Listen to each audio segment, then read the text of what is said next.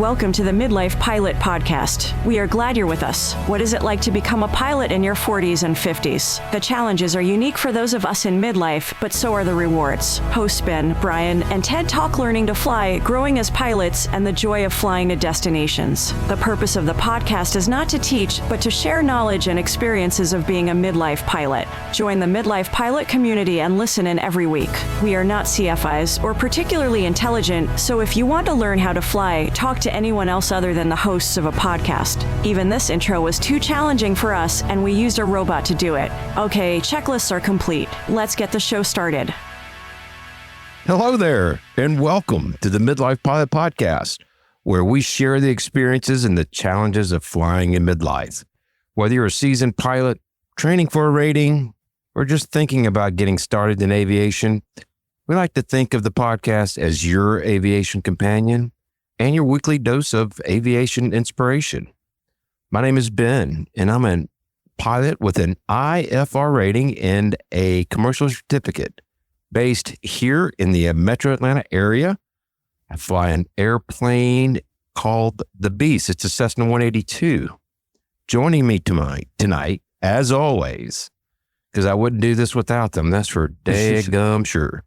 We got Brian, a private pilot in Nashville, home of the Bachelorette Super Charlie, flying a Cherokee 180 named Lucy. Hello, long time no speak. It's been so long. Hey, I'm actually even more excited than I was just before when we did the other episode. So this is awesome. I kind of like doing this. I'm not saying we should do it all the time, but I'm liking the doubleheader, and I think that we're just here to, what do you call it? Spread holiday cheer? Is that a thing? Yeah, it is. It is politically correct and very generic, spreading good tidings to all. Also joining us from the left coast in a little area we like to call Portlandia. He's a sport pilot flying a CTLS flight design. We like to call it the Egg, and his name is Ted. Good evening. Hey, how you doing? I'm good. I noticed a name in the chat that we haven't seen in a while, and it kind of put a little smile on my face. It's good to see Cheryl back in the mix. How you doing, Cheryl? But yeah, we're back at it. I have newfound respect from some of our other podcast friends who do this more regularly than we do. I just went upstairs to go refill my water bottle and smell a little natural gas going on up there. So that was fun. Well, you say you're downstairs now? I'm downstairs now. How do the physics of explosions work exactly? That's a great question. I'm wondering if somebody in the chat knows if natural gas rises or falls. If there's a big whiteout and then blackness on my camera, you'll have a heads up of what may have happened. I will say my son cooked a wonderful, delicious dinner, and it kind of smelled a little bit he made a bolognese sauce. And, they kind of, there's some similarities there. Well, I'm glad that I'm looking forward to dinner after this. Yes, come on down. It's been a minute since I've had some food, but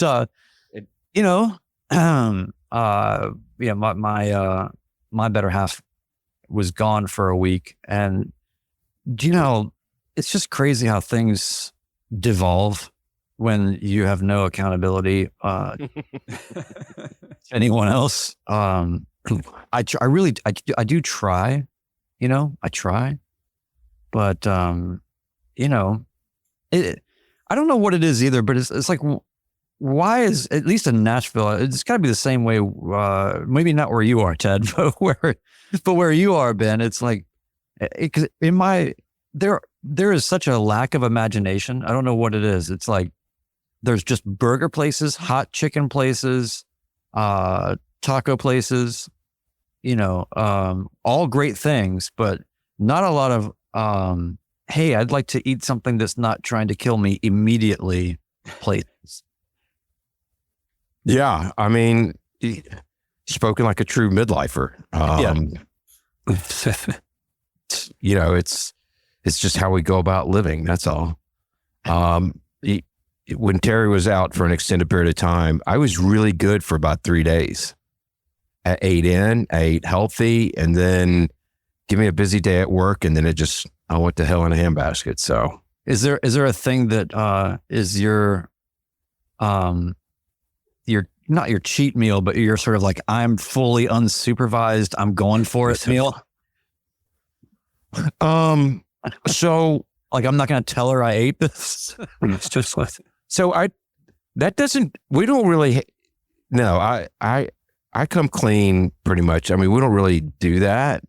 But what I will say is, we do physicals, we do blood work, we have numbers that we're trying to keep in check, and she'll kind of throw out in a very respectful, very keep you honest, like, haven't you had a lot of hamburgers lately?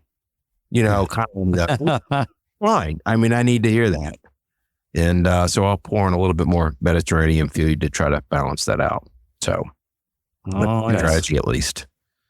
So I'm just remembering during COVID, my partner got it, and I banished her to the basement apartment. And so I'd cook all the meals, I'd take food down to her, and I'd come back up and clean it all up. And it seemed like it was so much work that extra amount of, I do all the cooking anyway, but that extra amount of work of fully preparing the meal, fully cleaning up afterward, all that. And it's like, entropy is real. It's so much work just to keep everything at a certain level. Yeah. On par, just to keep it on par.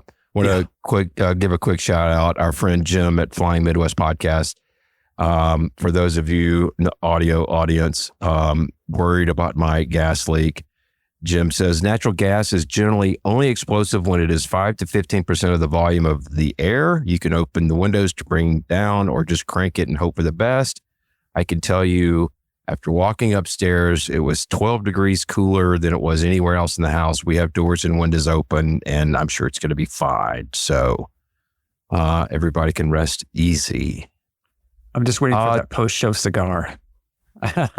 Well, I'll just have to go outside and suck it up. That's right. That's okay. Tonight, episode 108, we're going to be talking about failing upwards, which is learning from your mistakes, if I'm understanding this correctly. Yeah, well, we could call it trip, fall, succeed. Trip, fall, exactly. But we want to go ahead and hit the housekeeping, since we still haven't come up with a good name for this section of the podcast. Yeah. Housekeeping's fine. I'm fine with that. I mean, that's what it is, It is. in biz talk, but I don't know. It's the spiel. We have to do the spiel. Here's the spiel. You guys ready for the spiel? With enthusiasm. We are grateful for you guys making this the best pilot community we know of. It's a positive space where we share everything from training experiences, shared personal minimums, tackle ownership challenges. By the way, I've gotten some really good stuff out of the plane ownership section of the Discord community lately. Oh man, yeah. It is so great. Anyway, and my plane is so similar to Alyssa's plane that we can kind of, whatever her insights or learnings are is essentially as good as my own. So it's been really awesome. But yeah, tackle ownership challenges, review flight plans, and best of all, make new aviation friends. You can connect with us, join our Patreon community from $1 a month. That is 24.3 cents or something per episode. You can access exclusive content and the Discord community. 10% supports Freedom Aviation Network's anti-human trafficking efforts. And you can watch us live on YouTube, Mondays, 8 p.m. Eastern. Share your stories at midlifepilotpodcast@gmail.com. We read everything, and you might hear it on the show. For everything Midlife Pilot Podcast, community, feedback, merch, dad hats, and more, visit midlifepilotpodcast.com. Yeah, excellent. We, as may be clear, we've done these 2 episodes back to back, and we gave a challenge in the first one that we probably won't have any new Patreon supporters in the time between the two. And we're wrong. We actually had 2 upgrades in the last however many minutes it's been. That's so cool. The first is some guy named Jim S. upgraded to Hershey bar level. So thanks, Jim of Flying Midwest, for doing that. And Jason P. upgraded to the caps available level. Wow. Huge. Jason's he's been in the comments doing a little bit of recon work for us on the spring meetup. And so, yeah, we might hear more about that in a few weeks. Looking forward to that. It's kind of overwhelming, when people support us at all, but to do it in such a quick turnaround or whatever, we were not asking. We were just making note of how funny it's going to be that we're certainly not going to have any new supporters mentioned. So yeah, thank you guys, Jim and Jason. It's I don't know, it's just awesome. So and a quick Discord update as well, unrelated to that, but really great, which is Mark, Mr. Wendell Geek, created a channel for go, no-go decisions. And there was a good conversation in there, somebody planning a trip and deciding whether they should take it or not, and what to do if they didn't take it. And Grizzly replied and said, and if you decide not to fly, don't look at the sky on the drive in. Once you make the call not to fly, it's the right call, even if the sky is completely clear when you drive in. And it goes, follows up to say that he doesn't follow his own advice on that, but that's definitely true. I don't know if you've canceled a flight and then seen how pristine the weather is, but that's there's some truth to that. I have a strange theory about those kinds of moments in life where even if it's not apparent that when the instinct is for you to feel badly that, oh, I coulda, shoulda, woulda, I like to think of it as, well, it would have been something else. Yeah. That would have been a not great experience about it, perhaps. And the universe is maybe taking care of you a little bit. Yeah. And even if it was going to be fine, oh, well, it'll be fine next time. I would agree with that, especially when I was a VFR pilot and I had to go somewhere for work and it was going to take a really long time to drive there. And then I find out that I could have flown it. I can get myself over that hump. But when I get the speeding ticket driving down the interstate, what would have happened if I'd flown? It's really kind of hard to overcome that. Oh, so you get like insult to injury. It's the opposite. That's exactly right. Yeah. I could have flown and yet here I am with a speeding ticket as a result of it. Oh, bitter. Yeah. That one just seems to hurt just a little bit more. Yeah. I wanted to give a shout out. We have someone in our chat, Ron M, tells us he finally got his PPL last Thursday, 2 years in the making, and you get a huge, huge shout out from us. Congratulations, Ron. That's awesome. 2 years in the making. I mean, I know people that are still chipping away at their long journey. And so I have an extra appreciation for those that stick it out through all of that. It's almost like burning a hole, or like when the space shuttle's coming back in the atmosphere, you know what I mean? It's like you're either going to burn through that atmospheric layer and just kind of get it done. But if you don't have quite the momentum or the ability to do it at the time, you're just going to it's like the Apollo, like they were either going to make it through the layer or they were just going to bounce off and go off into oblivion, So for those people that, just didn't quite have the circumstantial things working out or whatever, I don't see that as a negative thing. Even if you ended up with more hours than typically because of it, because you had to keep kind of going back and maybe relearning some things, great. You have more time with an instructor. You've been flying for 2 years, whether you've been, running around with your own certificate yet or not. But I have a special appreciation for people that stick it out over a long period of time and make it happen. The tenacity, there is something to be said for that. I totally agree with that. And no matter what, the feeling of being done with it, not necessarily the accomplishment, but just, okay, I can unload all that stuff from my brain that I was keeping in there for a DPE. Like, okay, that's a good feeling. So yeah, definitely. Congrats on the accomplishment and on the ability to unload the brain. well done. And Ron M., if you're new, definitely maybe we'll see you at the fly-in that we're hoping to announce in a couple of weeks, maybe in the near future. Yeah. There is a lot of work to be done, but we're moving ever so closer to this next big announcement. Yeah. I know it's been about 32 minutes since we got off the last podcast, but has anybody been doing any flying since then? Oh, Well, not necessarily flying, but Brian did post a video that we haven't talked about. Been on kind of a video kick lately, Brian. He's been cranking out some good stuff too. Well, and there's really a theme. I was thinking there's a book that's like statistics for artists or statistics for poetry, something like that. And Brian's videos lately have been that for me, which is it's like aviation for poets, and it's been kind of it seems like there's a theme of let's talk about almost something you can learn, about the art of flying and think about it in a much grander way, Philosophical way. yeah.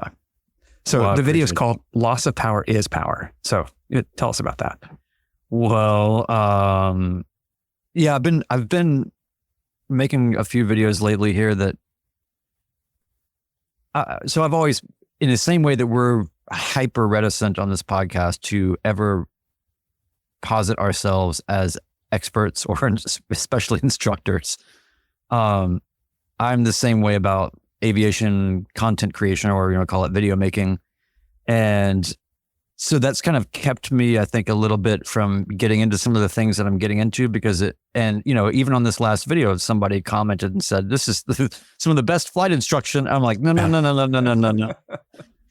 I've got miles long disclaimers. And by the way, if you ever take a flight lesson and he's saying all the weird stuff that I'm saying and is treating, it's like, if your flight instructor is wearing a dashiki and burning Nag Champa in the plane, you should consider other options. I just have a way of, I was telling you, Ted, it's like, this is the stuff that my whole life has been a lot of creative work and a lot of books and a lot of weird esoteric thinking and stuff, right? So it's like inevitable that flying is the ultimate metaphor and container for so many life-related things. And so I inevitably, especially when I'm flying by myself, now that I'm past the, oh my God, I'm flying an airplane by myself, this is insane. Now I have room to think, and I am constantly there's just a lot of inner dialogue, and this is kind of like this, and this reminds me of what this writer said once, or whatever it is. So I just started focusing in a little bit and talking about those things. So anyway, it's nothing, it's not going to change the world or anything, but I suppose it is a little bit different for a lot of aviation content, and it's either your thing or it's not. But it is a different way of looking at it. And honestly, if somebody else made that video about this video is essentially about the power off 180. Yep. And I'm telling you, it's not required for PPL, but we still did them, and most people still do them. Yeah. And it's a good thing. And if you're going to get checked out on a plane to rent, you're probably going to have to do one, or, whatever. So, and you should just do one. But anyway, if somebody else had made that video while I was learning, as weird as it is and as esoteric as it is, and as not specific to aviation in terms of, it's not talking about aerodynamics and I don't know, whatever configuration changes, or I don't know, it's not talking about any of that stuff. I would have actually learned, there's some sort of placemaking and conceptualizing that would have really helped me a lot, but definitely not instruction. So anyway, yeah, I made this video, and I have some, I have all this footage, of just various things. And so I just started breaking those things down a little bit more specifically, and it's been good. So yeah, the last few videos, I did one that featured footage from this podcast when we had our friend Romeo Hotel on, and it was about the opposing bassist point of view that we got on Reading the Room and AGC.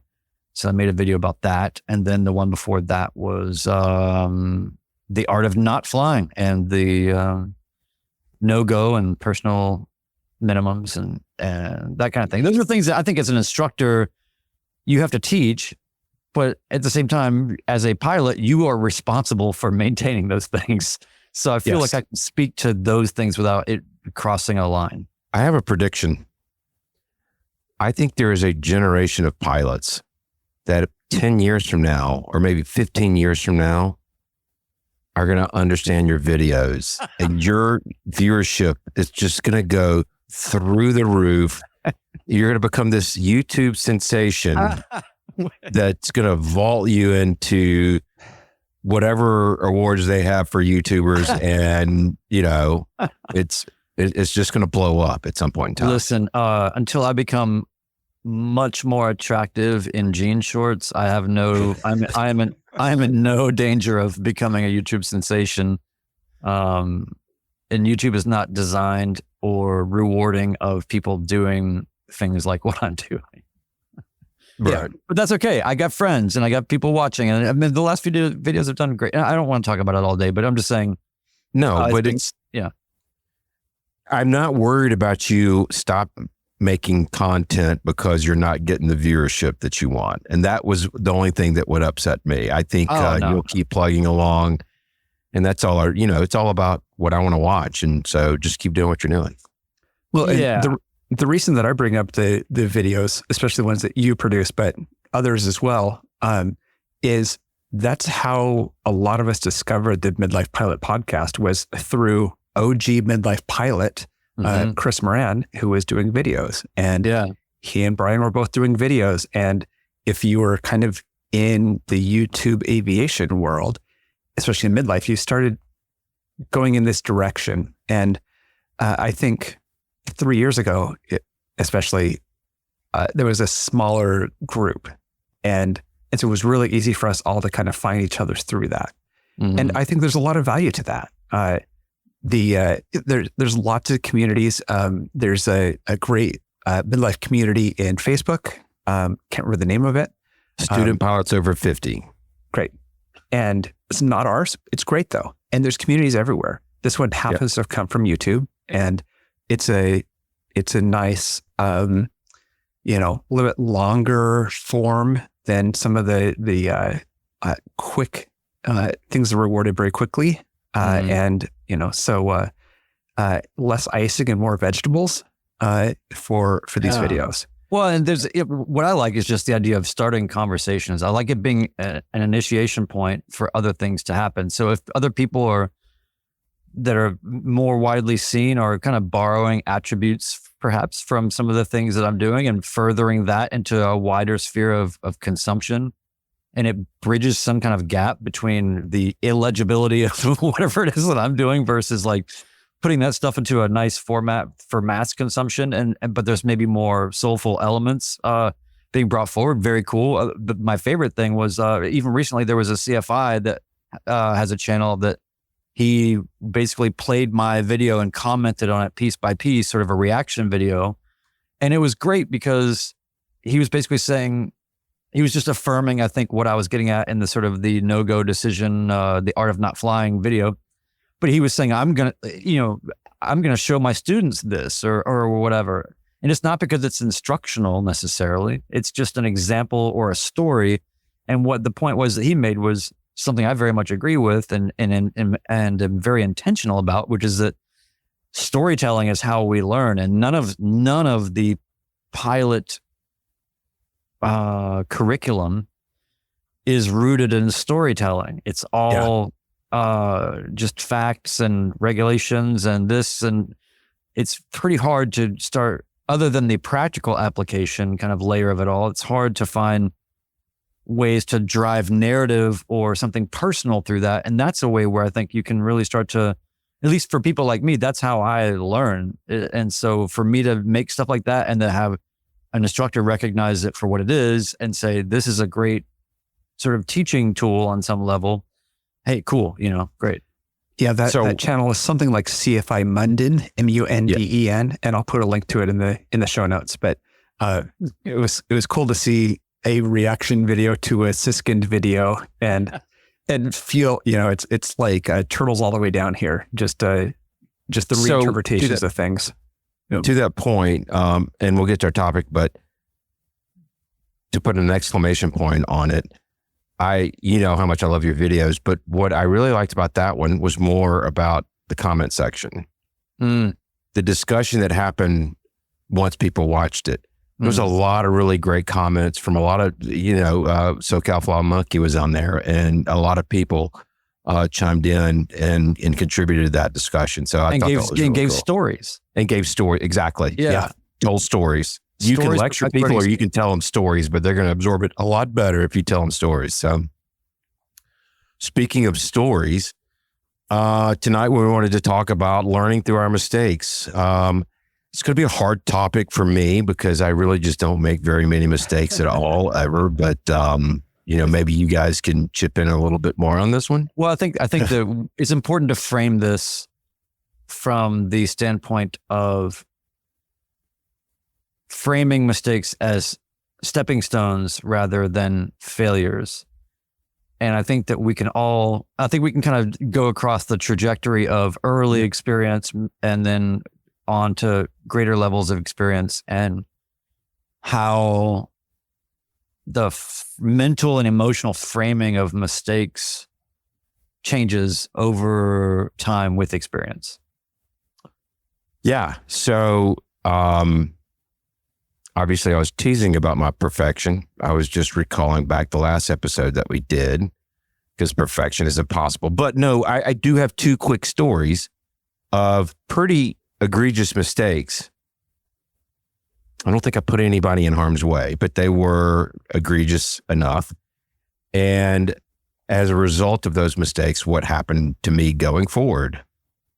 The first one, and I actually alluded to this in the last episode, I was going down to New Smyrna Beach, and it is an old Air Force base. And for those of you who don't know, a lot of these 1950s era Air Force bases have 3 runway services in a triangular configuration, which means a lot of the times 2 of the runways are going to be, all the time, 2 of the runways are going to be pretty close together. And I did not bug my runway assignment, and I had an expectation. The controller came on and said, there's a Cessna taking off, clear to land runway 7. And I saw an airplane taking off of a runway, but it was not runway 7. It was the crossing runway, and the ends of the runways were right there at each other. So there would be no conflict between them. And so I turned for the one with the airplane that I saw taking off. I put it down. It's a nice greaser landing. And the controller came on and said, well, you landed on the wrong runway, but why don't you go ahead and taxi this way? And I mean, my heart literally hit my feet, and I immediately was like, oh my God, I am so very sorry. And he goes, it's fine. Don't worry about it, blah, blah, blah. But, I'd seen people bug their runways, and I still do this today. I actually use my CDI, and I create a line with my CDI on my compass on that runway. It's more obvious to me. Mm-hmm. And it also gives me the orientation of where I'm turning and everything. So that's what I do now. I learned from that. It was a stepping stone into not making that mistake again. Now, so okay, how about this? If you made that mistake again, what would be your response? Because you were talking about how the lightning strike moment of the controller saying, hey, so, and that sort of mortified feeling of I screwed that up. How would you feel if you did it again? 10 times worse. Okay, so it doesn't get better. No. Again, I should be learning from them. And yes, you're going to take a step backwards. Mm-hmm. But yeah, we all make mistakes, but that's one that could lead to a much more serious problem. Mm-hmm. Yeah. And I would feel worse about the second one than I did the first one. I'll tell you that right now. Yeah. Because it's egregious. And again, people do it. People have landed at wrong airports. Airlines have landed at wrong airports at some point in time. I know there was an accident report. So, I know it happens, but I feel like, you should have the situational awareness to try to prevent that. And as Aero Grizzly says, no phone number to copy, no problem. I did file a NASA report, an ASRS report. But yeah, I mean, it's humbling. My kids were in the plane, Terry was in the plane, and they're like, Dad, that was a really good landing. That was awesome. And, my chest started swelling up, and they goes, well, it was a great landing, but it was on the wrong runway. So, what about you guys? Do y'all have a story you can tell? I mean, there's been so many little things, I say little, but at the time they were not little. I remember one time, this is back when I maybe had about, maybe 110, 120 hours or something. And I flew to Bowman Field, Louisville. And at the time, what I was doing was building up solo flights in duration in preparation for the first Midlife Pilot podcast fly-in. Yeah. So I knew that I was going to be flying 600 miles for that trip. So what I was doing was setting up little trips to sort of build my exposure time to longer and longer flights. Well, I took a trip from Nashville to Louisville, which now to me is comical. It's like, oh, this is nothing. But back then it was like, okay, I'm going to, it's going to be like an hour and 45 minutes, oh my gosh. So, and it was just one of those, just so bumpy the whole time. And then the airspace around there is a little crazy with the adjacent Charlie and a lot of big birds running around. And I was unfamiliar, getting really, really knocked around. And so then I came into land. It's towered. Yeah, so I came into land. Landing was fine. And then I exited at whatever taxiway they said. And there's something about the way that because I actually went back and looked at this. There's something about the way that the airport is designed and the way that, like, where the stripes are and where the taxiway is versus the exit, whatever you call them. So there was somebody coming down the taxiway as I was sort of exiting, and I don't know, I just didn't judge the space very well or something, but I was just so concerned about being any kind of factor for this other plane that I stopped, but my tail was over the line. I was not fully across the line. And then I go over to ground or whatever, I get on the ground, and I caught an earful right away. Probably one of the most, I forget the specifics. It's been a while now, but it was, he said something along the lines of like, kind of like, you're lucky you're not getting a number to call kind of thing. Like you cannot do that, whatever. And it was so frustrating because I knew that I could not do that. I just was trying to, I don't know, it was like maybe at the time, one of the longest flights I'd done.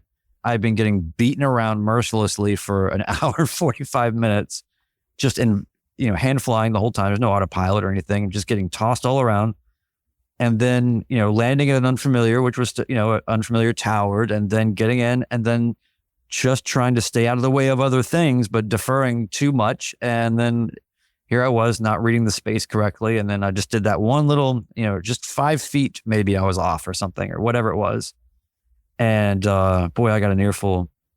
Yeah. Well, I can tell you now, I will never, ever, ever be close to doing that ever again.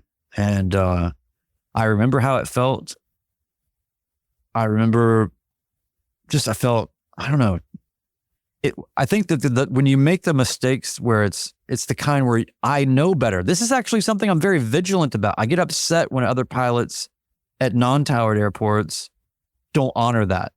I get upset, not upset, but I get annoyed when people are still on the runway and they've just started to make the slightest left-hand turn to get off of the taxiway, and they're announcing clear the runway, and they're not clear the runway, much less not being over. So I don't know, I get irritated by that. And so here I am irritated by that, or just thinking like, that's not the rule. That's not how you do it. And then I did the same thing. So then, never made that mistake again. Put that into the list of all the things you do one time, hopefully only one time. And yes, when I asked you, Ben, like, what if I did that again? Oh, I would beat myself up. But I would say, even if I did it again, I mean, granted, if I was like back at the same airport and like the same situation, that would be kind of a trip. But no, but I think in general, I'm just much more forgiving as long as there's no harm, no foul, and nobody's in danger.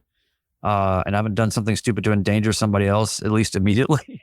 Then I've given myself more grace, because man, I beat myself up to death, for training and for the first long period of time. It took a long time for me to get to that grace. And so, but I think it is an example of failing upward, because that was a dangerous-ish thing, and it's not going to happen.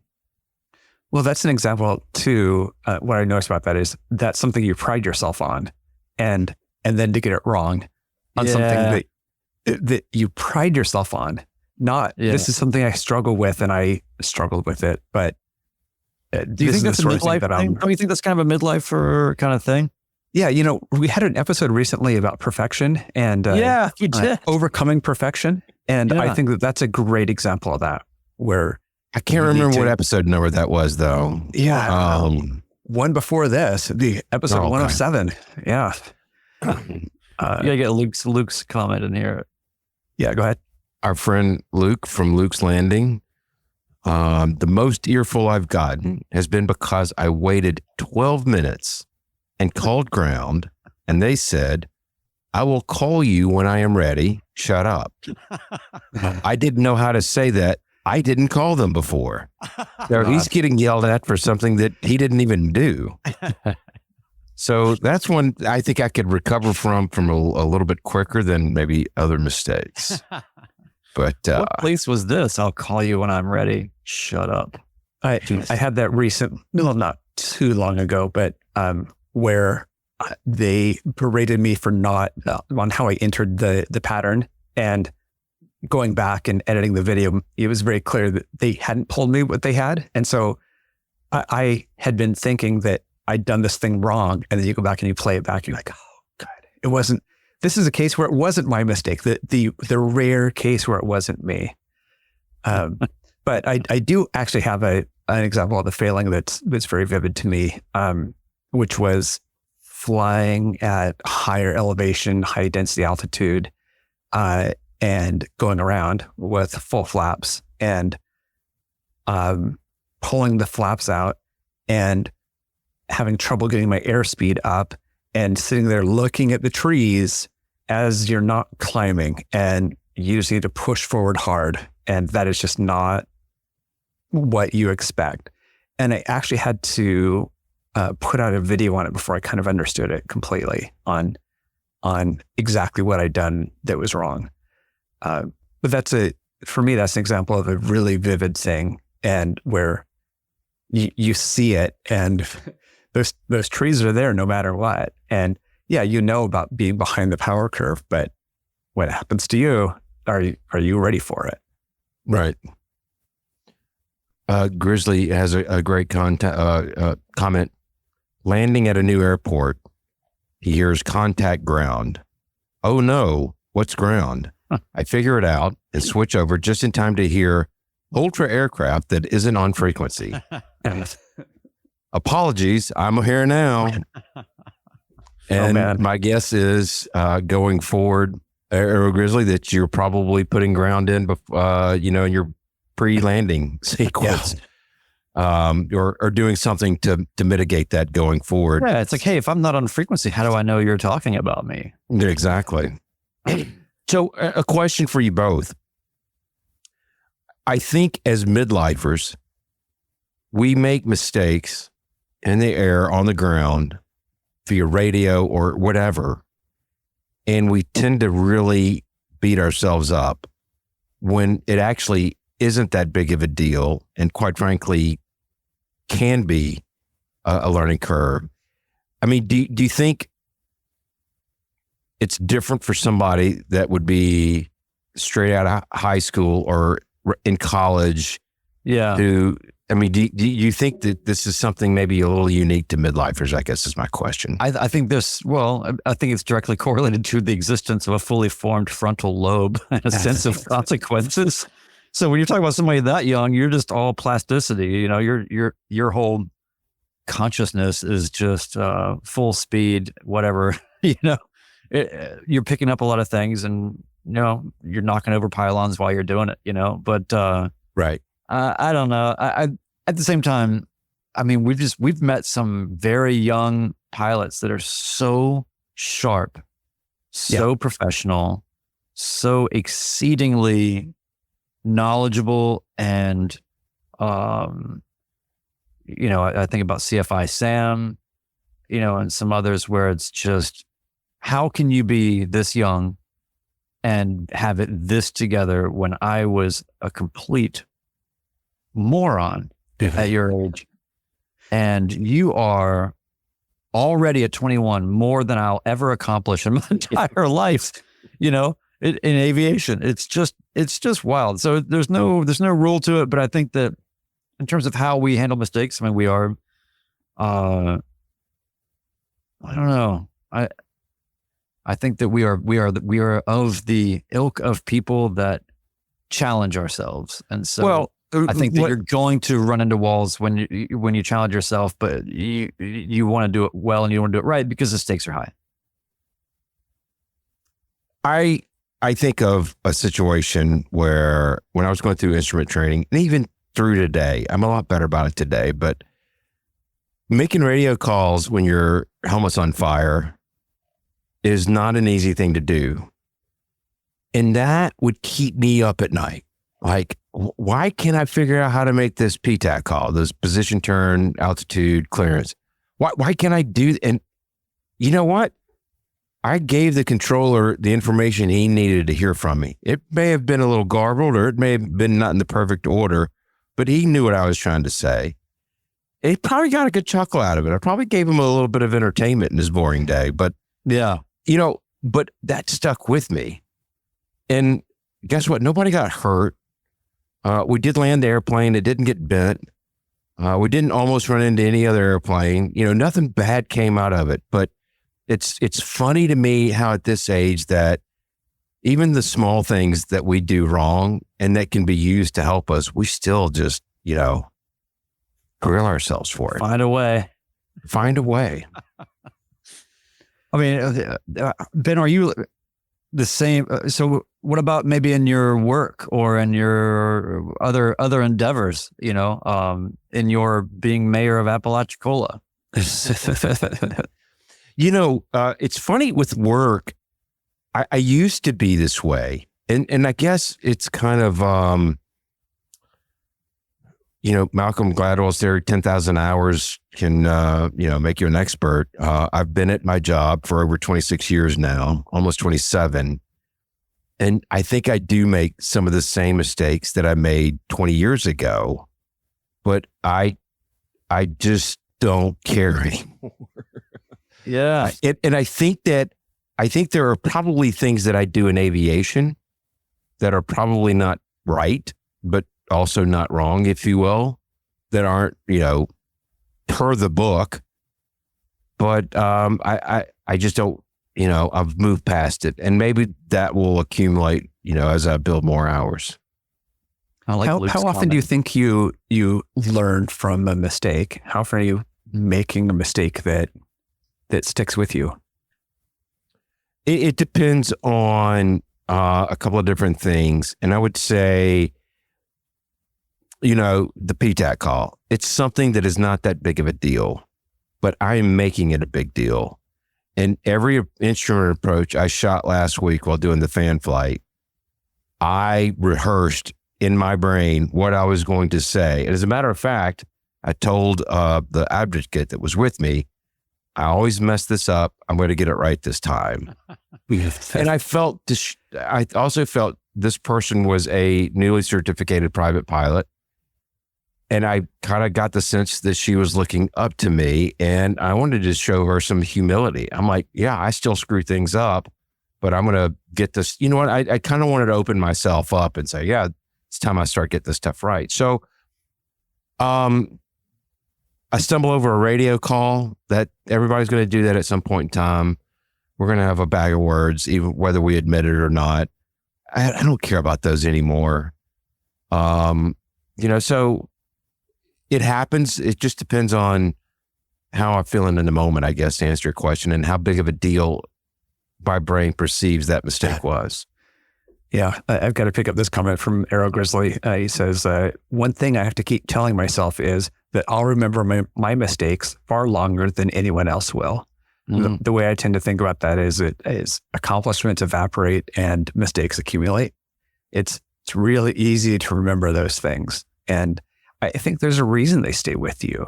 And even if other people forget about it, nobody else cares, but you do. And part of that is because you're learning from it. And that's right.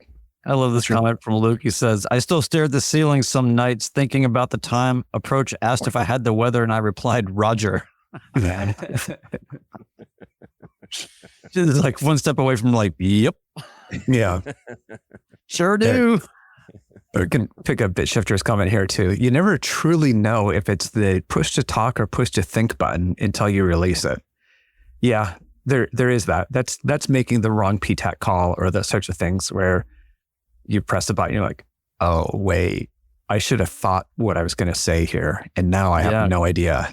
Yeah. I actually have a video that I have on the internet. It's a long video, so you're going to have to hunt for it, where this happens. But I forgot what airport I had just taken off from when I was trying to get flight following call. So the first thing you do is you give your call sign and your location. Yeah. And I was like, Cherokee, November 5116 Lima, just off of, I don't remember where I just, because I was on a multi-leg long, 8 hours of flying in a day, and I just have been going from one place to the next.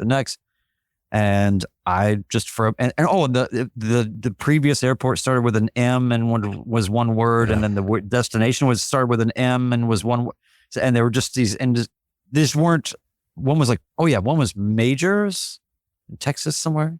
Yeah. I think. And then the other one was something else with an M that I was going to. So I was just like, I don't know. Everything starts with an M and it's one word and it's got an identifier. I probably Can I just hit ident and you try to find me on your scope, please? Because I'm struggling. I'm just gonna squawk 1200. See you later. Yeah. I retract my request. Yeah. What's the next frequency? And I'll just start all over with them. How much longer are you on your shift? I can call back when you're done. That's the only way you're going to be able to stick your head in the sand. I like Joel W's comment. I only mess up when I'm doing things. Yeah, that's true. So, but that's just part of it. Easier to swallow when you're younger, I guess. Well, Ben, do you want to wrap us up and sign us off and give us any, words of wisdom from the sage? Yes. Well, first of all, we have had a bunch of folks in the chat. It's great to see a lot of faces or names, should I say. And we really appreciate you. We appreciate all the support on Patreon. Guys, it really does mean a lot to us. Got a great comment from our new CAPS member. Go ahead and you can put it back up there if you don't mind. From Jason, nothing like calling to get your IFR release and pushing the talk button on the yoke when reading it back, then realizing you're on the phone using your Bluetooth headset. And Jason, I'm going to tell you right now, if I had a nickel for every time I've done that, you and I could go and have dinner at a steakhouse, because I do that all the time. And the folks from the Unicom, when we were based at Cartersville, would always come in and go, that was a great readback. Well, I have done that. It's just that habit you can't break. But anyway, we all make mistakes own them, love them, embrace them. We want you to come join us in our community. Join us, join our Patreon community. Come onto the Discord server. It's my source of social media these days. Guys, do you have any other final comments you like? Anything for the good of the order? The only thing I'll say is just thank you guys for hanging with us during this doubleheader. It's been awesome to have such an active chat for both episodes. And, I hope everybody has an awesome holiday. And, we'll be around. Ben will still be collecting emails in our email account and then hiding them like a cat with a ball of string or whatever. But we're watching, we're listening, and please get in touch with us and send us your finest stories or thoughts or anything you like at midlifepilotpodcast@gmail.com. Please, don't forget, join us Monday nights, 8 p.m. Eastern. Tonight's episode 108, wit and wisdom. Good judgment comes from experience, and experience comes from bad judgment. Oh. Pretty good. Fair enough. Signing off, episode 108 of the Midlife Pilot Podcast. Thank you, everybody. Have a good night.